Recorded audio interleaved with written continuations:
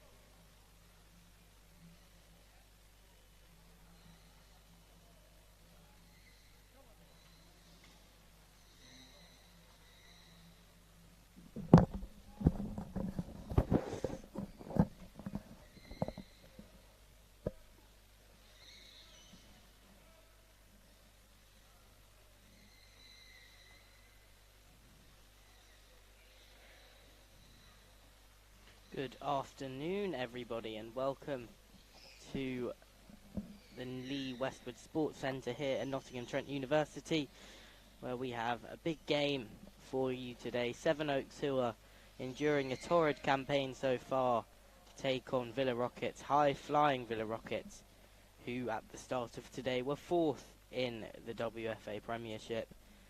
Sevenoaks themselves are in dire need of points, sitting inside of that big relegation scrap.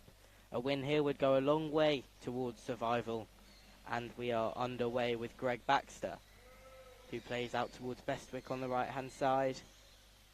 Baxter again. Here are your two teams. So for Villa Rockets, it's Hamza Madir who's adorning the goalkeeper jersey with Amir Ali just behind him. Dan Kay off the right hand side wearing number 4, and Summer Rice on the left. And for Sevenoaks, it's Jim Mason in goal, playing as an orthodox goalkeeper, it seems so far, with Kyle Alexander on the bench. Greg Baxter is just in front with Harry Bestwick and Miles Miller on the two wings, and so Sevenoaks forced to do some early defending,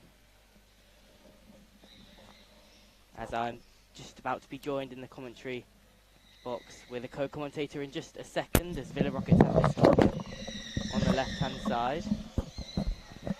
And Ryan Sipple has now joined me. So Ryan, how are you, my friend? I'm not bad at all, Charlie. You okay? Yeah, I'm good. I'm good. This is a big one, isn't it, for Sevenoaks? They need 3 points. It's so significant. Villa Rockets, typically a very tough team to break down.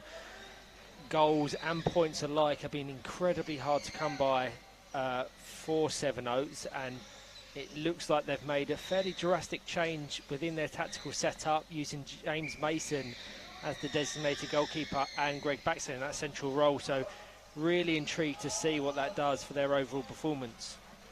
Greg Baxter is on the ball now in the central position, driven wide by Dan Kay, who wins his side the kick in as well. He'll take it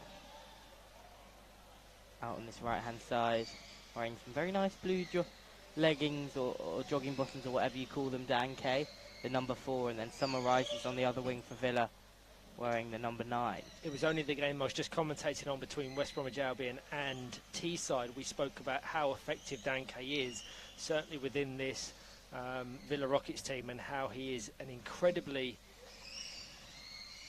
overlooked player in terms of his quality. He's really effective. He's a goal threat and breaks the attack up of the opposition. Certainly, I watched him last weekend at the Stoke Mandeville Stadium. Villa Rockets took on Aspire in the Cup. They were beaten 3-0, but Dan Kay had to take up the central position due to absence of Amir Ali, and did it with complete ease, and actually largely controlled a lot of the game and really battled hard with the England captain John Boulding. So yeah, I stand by what you said there. He's definitely a very quality player, and so is Summer Rice on the left-hand side as well. Two very underrated players, very effective, and we've seen since the acquisition of Hamza Madir within this Villa Rockets team, they've almost been transformed.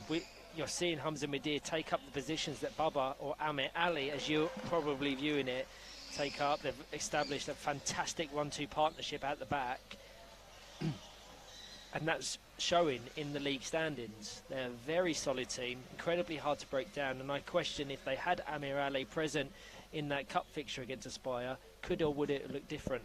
It maybe would have, because Villa did get forward a decent amount, and they just couldn't quite put together the killer pass, and they didn't quite have the composure in the final third to convert any of their attacks into actual tangible chances. Now, if they'd maybe had Dan Kay able to operate on the wing instead of being forced into that central battling position, maybe it would have been a different story. They certainly probably would have created a few more chances in that first half, which they largely competed very well in. It went in 0-0 at half-time. No, congratulations to Aspire for securing their spot in the next round of the WFA Cup, the John Good Group WFA Cup, should I say. Sevenoaks have their fixture against West Bromwich Albion Throssels next weekend. But they'll no doubt want to be one of the teams present at the quarter-finals, held at the Derby Arena on March 17th, just a couple of weekends away in what is one of the most significant dates in our calendar. Chance to break now for Villa Rockets via Summer Rice into Ahmet Ali. Hamza Madir following up the attack. James Mason does well to clear the danger.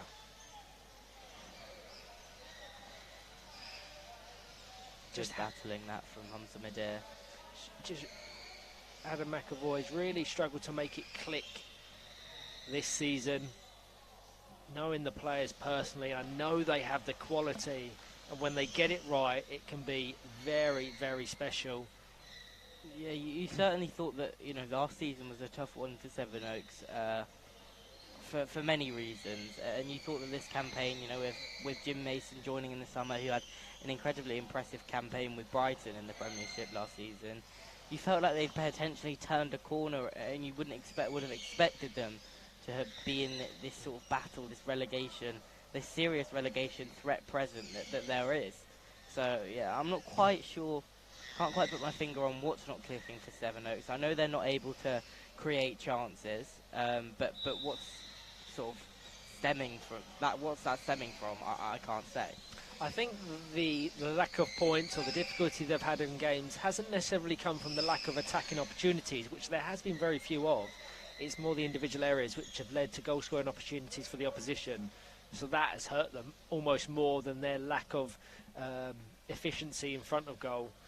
But as mentioned, they have changed their approach, and we're starting to see them passing triangles start to open up. Adam McAvoy and Ian Hayward, two of the brightest coaches in the country. Yes, it's always sort of the thing, isn't it, that when you're losing, everything goes against you in sport, whether that be in like running football, deflections and own goals and such, or when you get into the habit of losing, the unfortunate habit of losing, it does tend that individual errors and just what seem to be unlucky occurrences are more common, whereas when you're winning, you're hitting goal every time, and I'm a Tottenham Hotspur supporter. I know my fair share of losing and individual errors. Yeah, I mean, you've turned a corner though a little bit, haven't you? And Sevenoaks will be hoping they can somewhat find their inner Ange Postecoglou. Maybe not through saying mate a lot in press conferences or anything like that, but by. Are you saying just for when he watches it back, Adam McAvoy is the Ange Postecoglou of Power Chair football? Or has the potential to be so? He has potential to be so. What Ange Postecoglou is in football is something that I can't even answer. I don't think he would be able to answer it, but whatever he is, Adam McAvoy is him now. Very interesting. As Dan Kay tries to squeeze the ball between Mason and Baxter. This is when they need to iron out them individual errors. Good work on that occasion by the defensive duo. Yeah, I don't know. Again, that is just such a poor error. They've just left just a gap behind the goalkeeper on the front post. Like, that is Power Chair football defending 101, is you shut off your front post, and if you get beat at your back post as a goalkeeper, well, there's nothing you can do about that. But come on, defend your front post better, and that was Sevenoaks just not communicating. Greg Baxter and Jim Mason, it's hard to hear, you can't hear it from here, but certainly it doesn't look like there's a lot of communication between the pair at the moment. I'm sure you can speak from experience being present at that WFA Cup tie between Villa Rockets and Aspire last weekend. With Villa Rockets, and the same can be applied to a number of teams within the Premiership, 0-0 is so difficult. They're so hard to break down. It's only when you get that first goal, if you get that first goal, you see things open up a little bit more. So getting that first goal against an opposition such as Bubba and his side is so important. Yeah, and they're the type of team, Villa Rockets, that they are in games like this likely to score, whether that be just a moment of quality, a set piece which they're very good at. They're likely to score a goal, and so you have to at least match them if you want to come away with points. And it's one of those games, Villa Rockets, where from an external point of view, they feed off of the 0-0 scoreline, and it gives them confidence. And then once they get to 30 minutes 0-0, then they start going for it. And they do seem to score a lot of late goals, Villa Rockets, just from pure patience, where the opposition maybe become unnerved.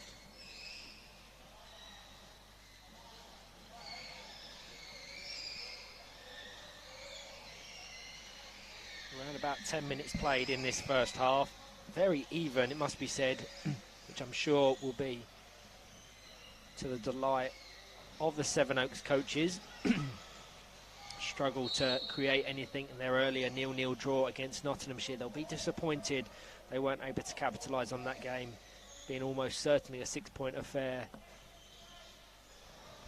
Yeah, and it's those type of games where you're just thinking, come on, you've got former England internationals, you've got England youth players in your setup. Surely one of them can produce that moment of quality that can win you those 0-0 games. Yeah, certainly when you take a step out. Kyle Alexander was in the World Cup squad in the 2017 World Cup in Florida. Greg Baxter is a European champion with England, having won the 2019 iteration of the EPFA Nations Cup. James Mason, Harry Beswick and Miles Miller have all been, if not are currently, climbing the ranks through the RETPs or the National Emergent Talent Pathway. So yeah, absolutely. They have immense quality. It's just unlocking that as a collective.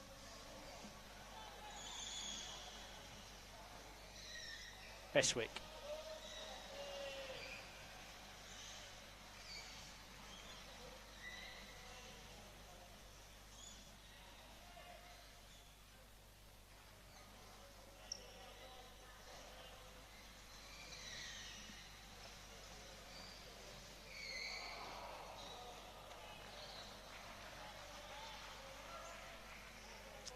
Summer Rice just battling in the middle. Greg Baxter does really well there, and Miles Miller has to use this now to his advantage, and that's really poor. There was very little that Miles Miller was going to do by taking that ball on the outside. Opted to do so, and it's resulted in Villa Rockets being able to clear their lines from this kick. And Mirali into Hamza Madir, met quickly by Greg Baxter. Miles Miller back to Baxter on the edge of the box, switched in the direction of Harry Beswick, slightly forced from the Sevenoaks number 6. A brilliant pass from Summer Rice, but Dan Kay caught in two minds as to attempt an effort a goal from the off or control it in reverse. Just that hesitation, deciding between the two meant it rolled out of play. Yeah, fortunately for Sevenoaks. That's exactly what it was. It was just one. It needed to be a smooth movement if he was going to get it round, and he just stopped for 1 second, which in power chair football can punish you. Whether or not it's portrayed over the streams, it's such a fast pace. The step up from Championship to Premiership as 1 point, but then regional leagues to national leagues, it's chalk and cheese.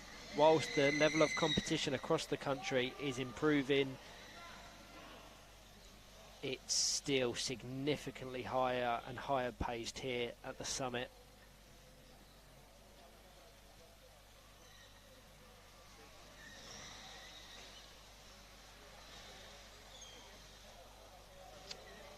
Unlucky there, Miles Miller. Couldn't quite get away from it. Another kick into Villa, who, to be fair, has spent quite a lot of this first half on the back foot, Villa. Sevenoaks will be encouraged by the way that they're managing to control large areas of this court, but the problem is that the area that they want to be controlling, which is the Villa Rockets' final third, has been somewhat impenetrable so far. Chance here for Villa Rockets, mounted by Amir Ali. Summer Rice with possession on the left-hand wing. Miles Miller trying to prevent the attack. Ball rolled out of play for a Villa Rockets ball. 6.5 minutes to go. It remains 0-0.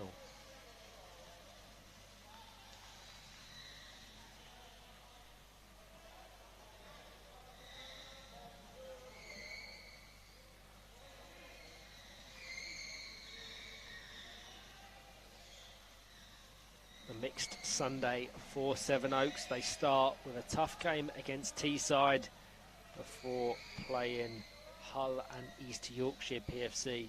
They'll be hoping for at least 3 points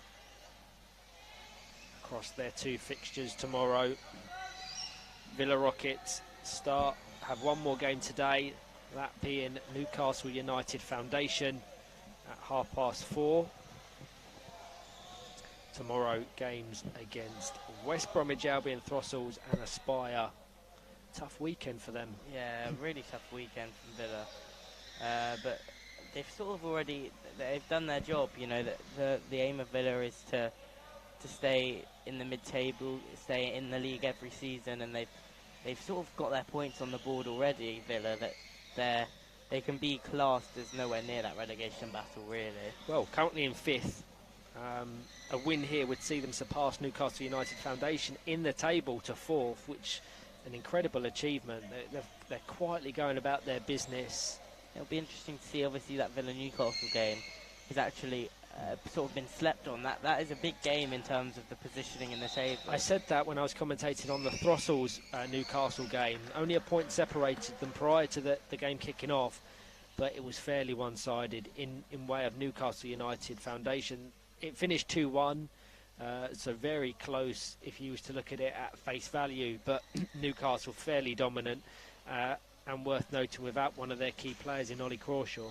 Yeah, I walked into the cafe and heard your voice reverberating around the place. They had you on the big screen and through the speakers. Did they really? In your commentary for the Newcastle games. That was my... I feel privileged. Yeah, that was my lunchtime viewing, and yeah, it was very one-sided. Newcastle seemed to adapt well to life without Ollie Crawshaw available. Yeah, obviously he'll be back soon, but and get well soon to Ollie if you're watching. Completely. Sam Smith really stepped up in that fixture, getting the 2 Newcastle goals, but Ethan Fisher pulling the strings in that central role. Lee Armstrong was probably one of my players of the match. Was fairly untested in goal, but when he could influence the play in attacking phases, he did so brilliantly. That's what I want to see James Mason do here in this game. He will be on the receiving end of a lot of attacking pressure from Villa Rockets, but if he can pick his passes and mount counter-attacks there, it looks like they're adopting a fairly low block, Sevenoaks. So breaking with accuracy and speed will be absolutely imperative. Be interesting to see at what point Kyle Alexander maybe gets thrown into this game as well. Obviously Greg Baxter is incredibly versatile, can really play any position on the court. Prefers it, I think, in the centre or in goal, but on the wing he can be effective at times as he misplaces a pass there. Yeah, he has to be careful in them occasions. There wasn't any real obvious options available for him to pass, but that could have very easily fallen comfortably to Summer Rice. And it's them sort of occasions and occurrences which mean Sevenoaks are struggling towards the bottom of the table.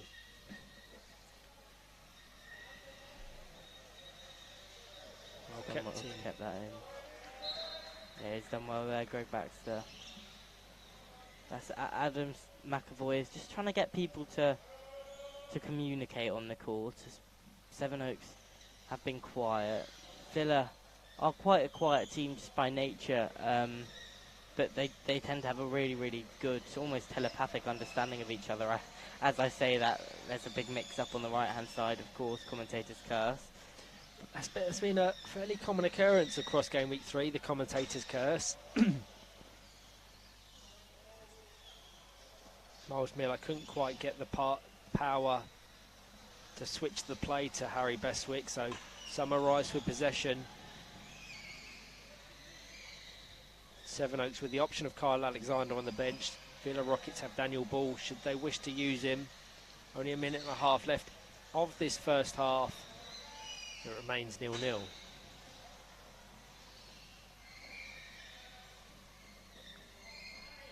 Yeah, I think I agree with you. I'd like to see James Mason getting more involved, and Sevenoaks don't even need to adopt a more like a 4-out system. Just having him there so Greg Baxter can dummy sometimes and has more creative license to roam forward himself. It would be nicer to see a high line as the big goal on court B. That's an incredibly significant goal. It looks like Nottinghamshire PFC have taken the lead against Nomad Knights. Nomad Knights, of course, without Bobby Allen, who received that straight red card in that earlier game against West Bromwich Albion. So that could be incredibly significant to the stand-ins and that fight for survival, for which Sevenoaks are in as well. Really not happy with that goal, Nomad Knights, but They've had a tough start to game week 3. Whilst it was a red card and it was the correct decision, I think the rule potentially needs to be assessed, because there was no malice, there was no real intent. He was just positioning his chair in a place which could prevent a goal. I understand that if he'd come round the post or something like that, that makes sense. But he wasn't doing it to avoid a 2-on-1. Yeah. And it was a valid save of the ball. So when it's such high intensity and you're just focused on the ball, you can forget about your placement sometimes, and we saw it with Matt Gilbert in the game between West Bromwich Albion and Aspire.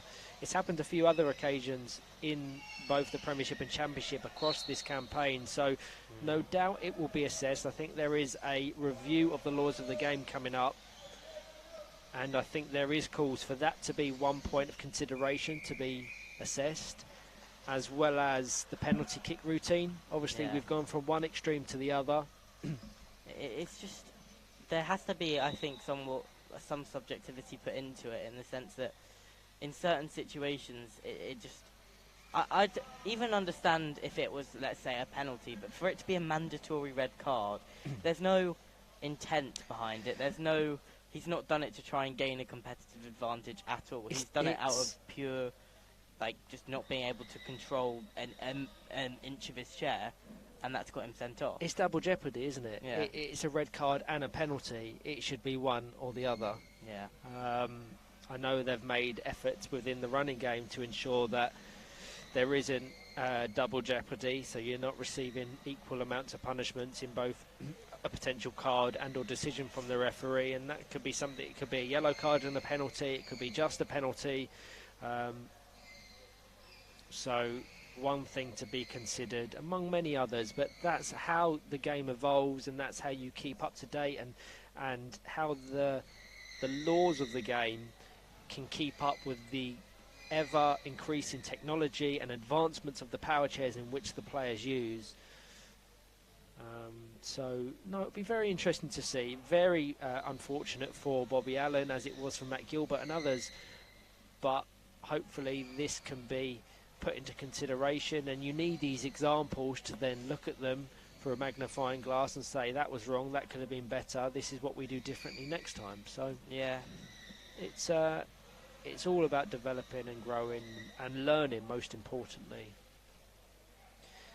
So nothing to separate these sides. It's been incredibly close, both player for player and on that scoreline. Interesting to see if either will opt to change their approach in the second. Yeah, it is. I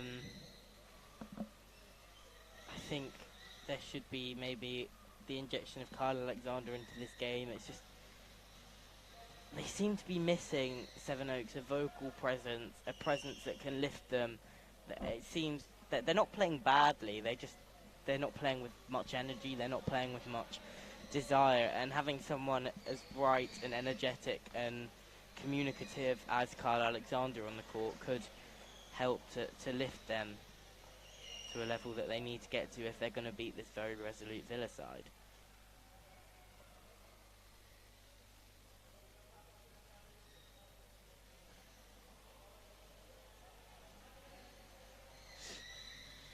So next up on Court A, we have what promises to be one of the games of the weekend. Teesside versus Leeds Chariots. Plenty of talent will be on show in that one. Teesside had a difficult start to game week 3, a 2-0 defeat to West Bromwich Albion. They just really struggled to impart any influence or ability in that game. Created little to no opportunity, so they'll no doubt want to right that wrong against Leeds Chariots. Leeds Chariots have started the weekend impressively, 4-1 victory, I believe, over Hull and East Yorkshire. They've got a tough game coming up, Leeds Chariots. Yeah. Really, what will be actually a really, really good game of football, to be fair, against Teesside this afternoon. But I believe they're playing Teesside. Leeds Chariots are a team in transition, but one that many have their eye on. Maybe not this season, but if Lewis Harris and Dan Rigby are able to develop that chemistry and that 1-2 pivot in the centre with the attacking options they have, they will almost certainly be in contention for leagues and titles next season. Yeah, it's one that I discussed with John Boulding and Brad Bates in the week, Leeds Chariots, and we did say it's like the term is massively overused now, but it is a process. A Leeds Chariot, it's just a process sort of thing, as in when that Dan Rigby and Lewis Harris pivot works, which it will with time, and when it becomes truly well-oiled and they become a machine, like you see, for example, John Boulding and Chris Gordon at England, which does come with experience of playing together. Once that happens, they'll be very, very difficult to beat, because Dan Rigby on his own has proven in numerous occasions that he can be a one-man mountain at times. You know, you look back to the season before last when Leeds beat Aspire and really hit them in the title race, and then last season when Dan Rigby's masterclass knocked West Brom out in the quarter-final of the Cup. When he's on form, he is so good. He's another one that would have been really disappointed he wasn't on the plane to Sydney, but I can almost certainly say if he continues on his current trajectory, he will not only be present in the 2026 Fit for Power Chair Football World Cup, he will be a key member of the squad. Yeah. Worth noting that Chris Gordon, John Boulding, Ed Common, they've comprised that England team for many years, and I know there's a lot of effort gone into the development of the wider pathway, the teams and the reserves and players that sit underneath the senior side. And it's so exciting, not just for Dan or others, but anyone. There's opportunities now to represent your country.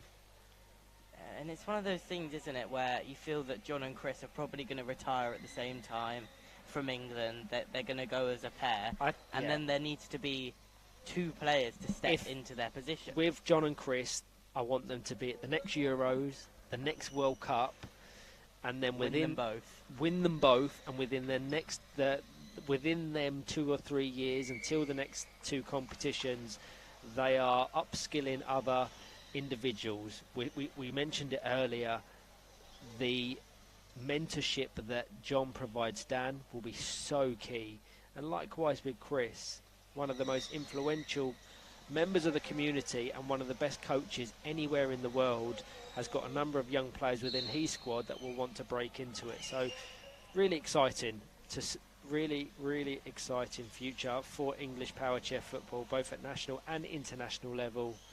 It really is. And I mean, what occurred to me was when we went to the World Cup in Sydney, that there were not many teams that had as many youth prospects as England, which is a good sign that there is maybe a reign of England domination to come. We said it on the most recent 2-on-1 Power Chair Football podcast that we recorded with Rob Seal, who is the talent and development education lead at the FA's para football team.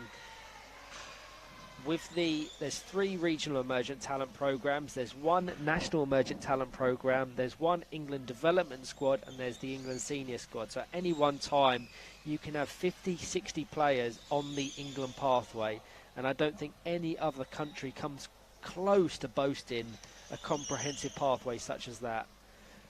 We've already said the fact that Greg Baxter, James Mason, Miles Miller, Kyle Alexander, Harry Beswick are on the programme, but Summer Rice and Hamza Madir are very highly regarded on the RETP at the moment. So there's talent absolutely everywhere.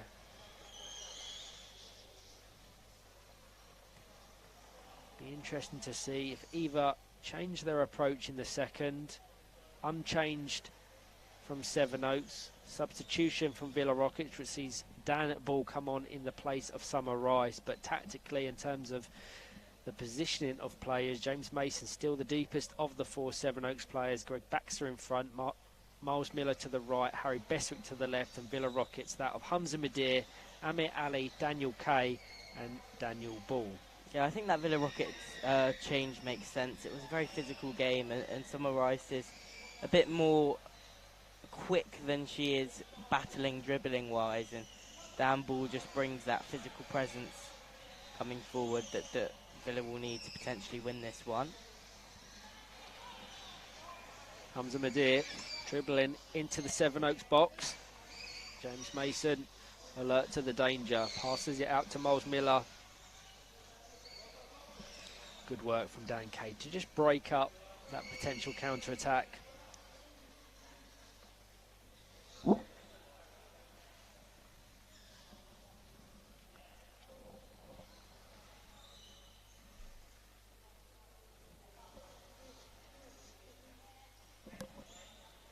Baxter down to Miles Miller into the centre.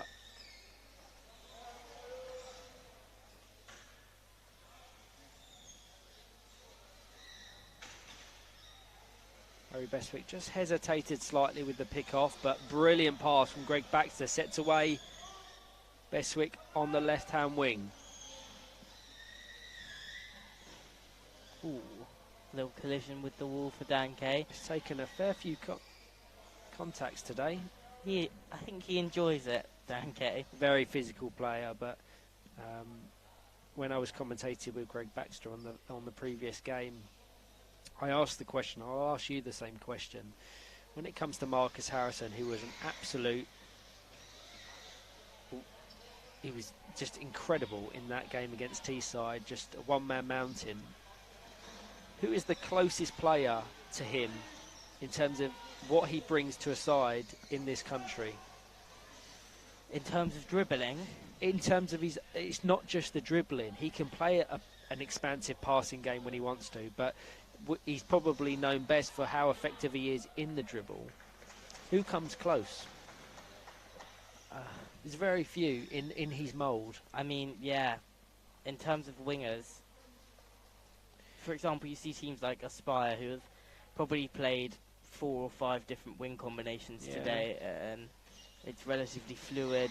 You look at Teesside, you know, they have a very, very set way that, I mean, I think Ed Common will become that for Teesside eventually, but it's too early to tell. We obviously, the comparisons are fairly evident with Momo Galame. You could say potentially with Valentino Zegarelli, but using an English example, we actually said Dan Kay, because he's physical, he's good in the dribble, and he's a very good goal scorer when he's given the opportunities. Yeah, I think that's obviously, I think that's a fair comparison. Yeah. I think Marcus obviously is potentially more versatile than Dan Kay in terms of Dan Kay I don't think would thrive as much in a team that tries to play a more open game, whereas Marcus can do that, and you see that's why he's such an important player for England. But in terms of what Dan Kay does, there's not many better than him at it. Sevenoaks are starting to move the ball slightly. Yeah, the best passage of passing they've had all game, if not weekend, distributing using the whole width of the court to their advantage. They have to be alert now for this counter-attack from Villa Rockets. Contact between Beswick and Kay. Advantage applied by our referee, Paul Yates. You just have to think about that, Paul Yates, which I don't mind from a referee perspective. You need to, if you're not sure and you need to replay something in your mind to figure out which way you want to give it, because there's somewhere it's obvious it's a foul, but it's not as obvious which way to give it, and he did well to just take his time there with that decision. Which is, Jeff Lewis says I don't praise referees enough on commentary, so there you go, Jeff, that was for you. Well, I think you're going to get a telling off for your comments about the referees in the earlier game between West Bromwich Albion and Nomad Knights. I'm hoping Jeff doesn't watch that one. He watches everyone. Well, the good thing is I'm not here tomorrow. He's a sore miss this weekend, actually. West Brom have gone home, so I'm just going to avoid Jeff for the next couple of months, and hopefully we'll have forgotten about it before the next Nationals weekend. I love how invested he is in the streams and the Yeah. level of detail of officiating. Yeah, me and him had a couple of long conversations about it in Australia, and it was an interesting question because he said, you criticise officials a lot on commentary when you make a mistake, but you don't when they make a mistake, but you don't criticise players as much when they make a mistake.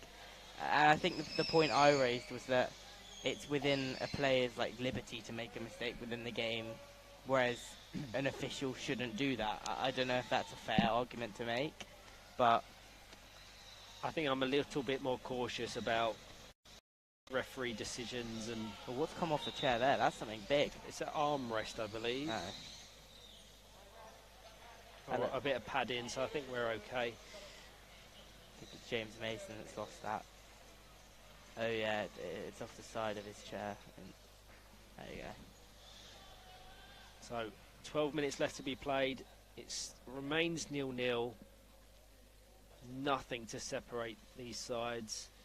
Seem to be cancelling out everything the other does. An opportunity here for Villa Rockets though. Dan Kay into the side of Greg Baxter's chair.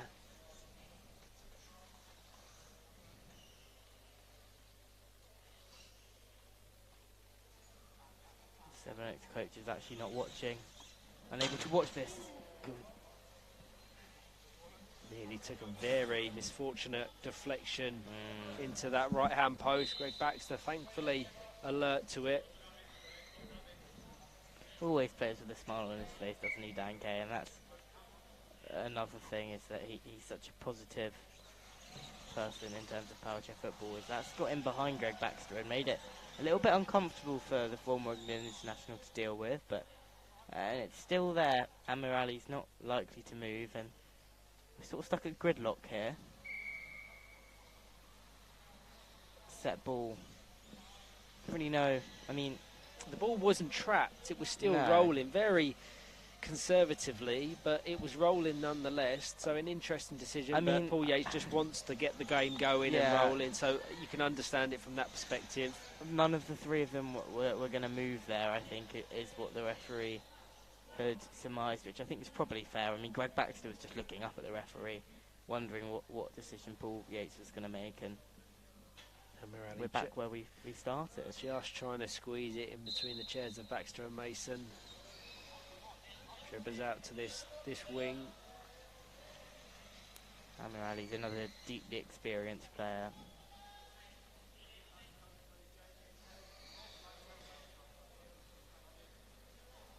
Dan Kay to take. Daniel Ball in acres of space at the back post. He'll do well to pick out his alternate winger.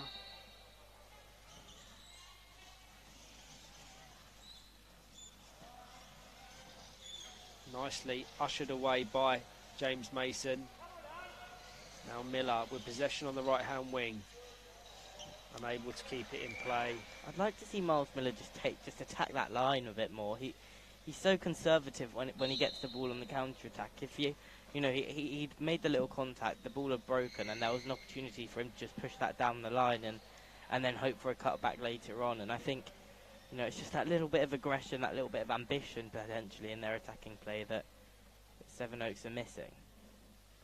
Looks like a bolt from one of the wheels of one of our 8 players has come loose. So play halted momentarily. Problem very much exclusive to power chair football.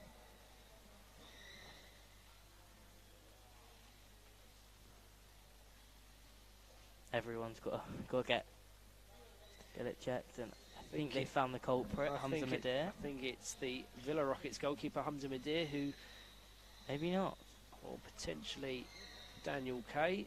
Hopefully we can get fairly quickly. The clock is still running down.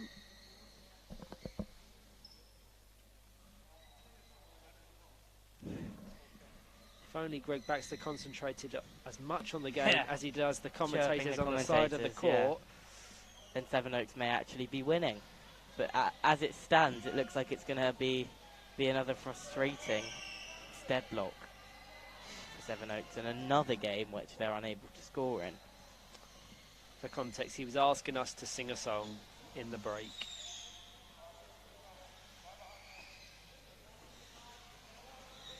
This is better from Sevenoaks, starting to get their passing going. Power on that crossfield ball, and Miles Miller unable to control it, which will be disappointed for himself and his coaches because there was no real speed on that crossfield ball. No pressure on him either, really. That's better.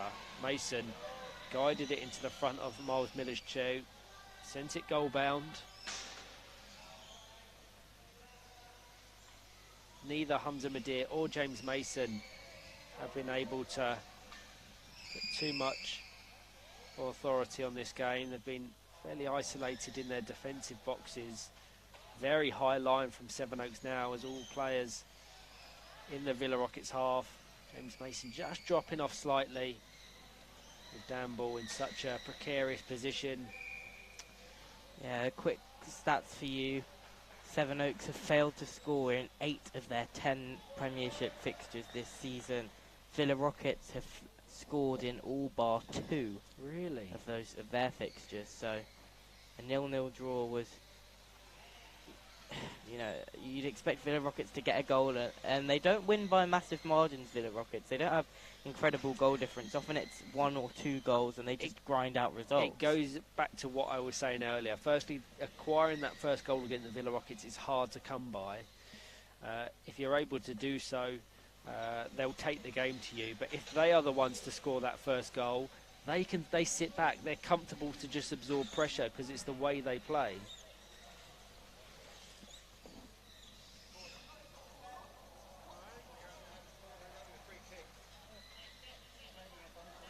Few Sevenoaks players unhappy with the decision for a corner ball.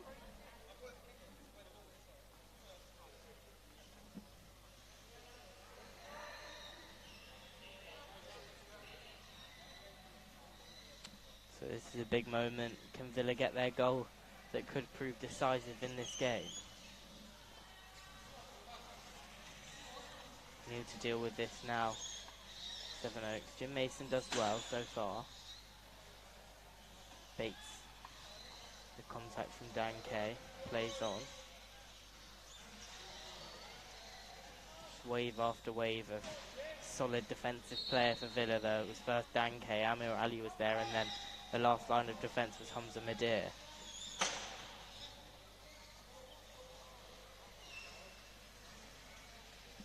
Kick in for Sevenoaks. Less than 5 minutes to go. Substitution for Sevenoaks. It looks like Kyle Alexander will be introduced to the action for the first time this game. Harry Bestwick coming off. Kyle Alexander is going to play on the wing as well, so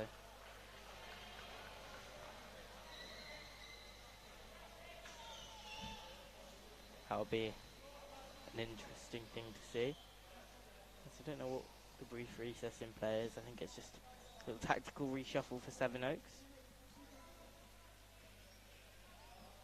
A goal in these final 4 minutes for either side would be important, but especially for Sevenoaks.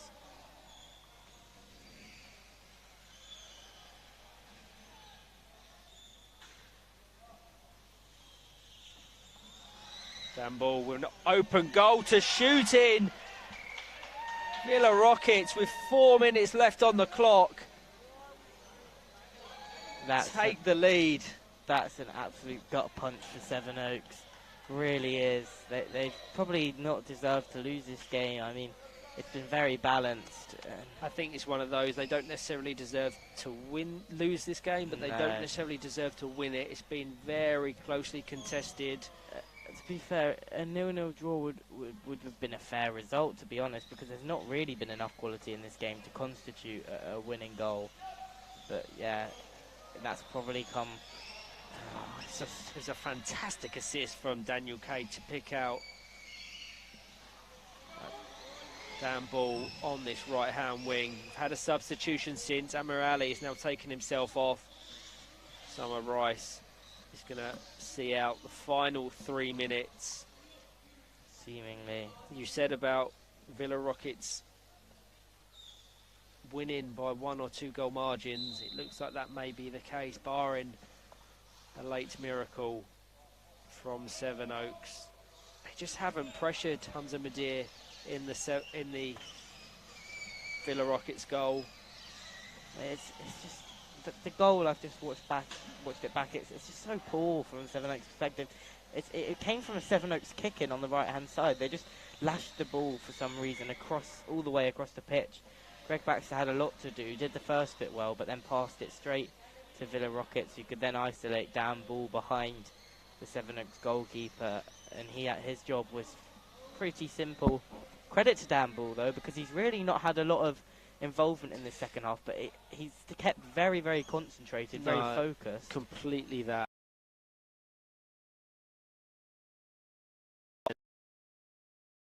The right decision at the right time is a skill in itself. He gets a lot of applause for that very matter, because he's done his job. His job was to come on and try and provide a goal, and he's done it, and that's the platform from which Villa Rockets will probably receive 3 points here. So he's now come off in place of Amir Ali. The game between Villa and Newcastle later is going to be a chess match and a half, isn't it? It's going to be sort of who blinks first in that game, because they're both so strong defensively, both so organised, and both so not unambitious when they go forward. That's the wrong word, because conservative, I think, conservative is the word you need to use there. They don't risk it too much. They have confidence in their ability that across the 40-minute fixture they'll have enough to potentially win by a goal or two. But clinical. That was probably the only real credible opportunity we've had in the game thus far, and it came a minute or two before the end. Yeah, I mean, that's what you need, isn't it? You need teams to be clinical. And it's sort of that thing that I said earlier, where when you're winning, everything seems to go in your favour, and when you're losing, things don't. You know, you wonder if it had been the other way around. Sevenoaks would have thought, oh, if that deflection from Greg Baxter's pass had gone anywhere other than straight to Dan Kay, you know, that was unlucky. But you sort of make your own luck in the game, and by virtue of their patience and virtue of their concentration, Villa have stolen this one. Tankay just does a little drive by the commentary box. Does. So 10 seconds ago, player of the match, Charlie. It's a tough one. It's a really, really tough one to pick. It is a tough one. I think I'm going to say Amir Ali. I think,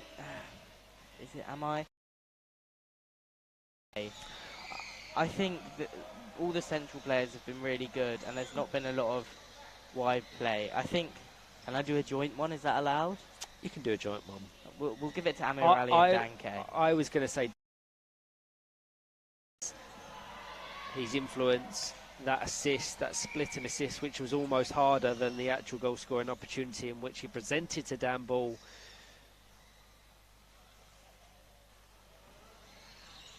And that will be a free kick that will probably be the time on the clock needed for Villa to see this game out. Signalled it as excessive force from Miles Miller. Direct free kick. We've had the regulation 20, so now into any additional time. We did have that stoppage via that loose bolt that was found, so we may get up to a minute additional time. Corner kick.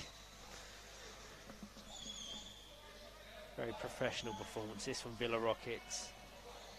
Yeah, just getting the job done. Dan Kay loves it.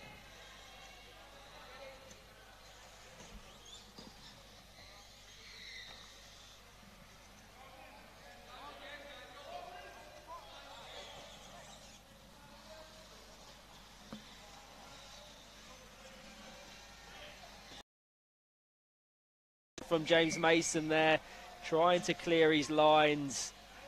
Fired the ball into the side of Amir Ali's chair. I don't know what Greg Baxter was doing giving him the ball there, to be honest. He's got Amir Ali directly in front of him, and he's on his own goal line. Yeah. What can he do, James Mason? But unless he just completely takes Amir Ali out, which was but give away a penalty. There's not really much he could do. And that's it. So Villa Rockets win 2-0. It's not been a game that they've dominated by any stretch of the imagination, but when you're winning stuff, you get the lucky deflections, and when you're losing, the mistakes happen, and that's what's happened here today. Sevenoaks just haven't produced that moment of quality that they would have needed to win that game. Villa were just patient. They bided their time. They didn't panic, unlike the Oaks, and they've come away with 3 points. And Sevenoaks are in serious trouble. Yeah, they certainly have to regroup ahead of their fixtures tomorrow. As has been mentioned, a tough opening start to the day against Teesside, currently in third position, before what they will hope is most certainly a 3 points against Hull and East Yorkshire. But there's no foregone conclusions in this division. Thank you to all that have joined myself and Charlie. Next up on Court A, we have a great fixture between Teesside and Leeds Chariots. And on Court B, Manchester United versus Hull and East Yorkshire. Thank you for joining us.